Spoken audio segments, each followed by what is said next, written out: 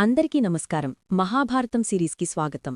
గత ఎపిసోడ్లో భీముడి గర్జన, అరణ్యంలో రాక్షసులతో ఘోరయుద్ధం, ఘటోత్కచిని వాగ్దానం చూశాం. ఈ ఎపిసోడ్లోకి వెళ్లే ముందు నిన్నటి ప్రశ్నకి ఆన్సర్ తెలుసుకుందాం.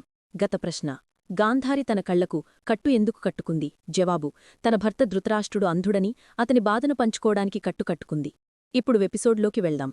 అరణ్యంలో జీవితం ప్రారంభమై కొన్ని వారాలు గడిచాయి. పాండవులు అడవి ఆహారంతోనే జీవనం కొనసాగించారు. ఒకరోజు వ్యాసమహర్షి అక్కడికి వచ్చారు. ద్రౌపది ముఖంలో అలసట, హృదయంలో బాధ, కాని కళ్లలో భక్తిని గమనించాడు. వ్యాసుడు స్నేహభావంగా అడిగారు, ద్రౌపది, అడవిలో ఇన్ని కష్టాలు భరించడం ఎలా సాధ్యం? ద్రౌపది విన్నపంగా చెప్పింది, మహర్షి, నా భర్తల సేవకే నా జీవితం.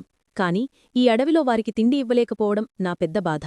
అప్పుడాయన సూర్యదేవుని ప్రార్థన చేశారు. ఆకాశం వెలిగిపోయింది. బంగారు కాంతి ప్రసరించింది. సూర్యదేవుడు ప్రత్యక్షమై ద్రౌపదికి ఒక అద్భుతమైన పాత్రలు ఇచ్చారు. అదే అక్షయపాత్ర. ఈ పాత్రలో నువ్వు ఎంత వండినా అది ఎప్పటికీ ఖాళీ కాదు. రోజు చివర నువ్వు భోజనం చేసిన తర్వాత మాత్రమే అది ఆగుతుంది అని సూర్యదేవుడు వరం ఇచ్చారు. ద్రౌపది ఆనందభాష్పాలు కార్చింది. ఆమె వ్యాసమహర్షికి నమస్కరించి, మీ దయతో పాండవుల భోజన సమస్య తీరింది అంది. వ్యాసుడు ఆశీర్వదించి వెళ్ళిపోయారు. అక్షయపాత్ర వలన పాండవులు ఆకలికి గురికాకుండా అరణ్యవాసంలో సౌఖ్యంగా జీవించారు.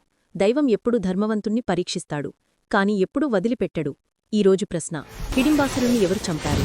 ఆప్షన్స్: ఏ కృష్ణుడు, బి అర్జునుడు, సి భీముడు, డి ఘటోత్కచుడు.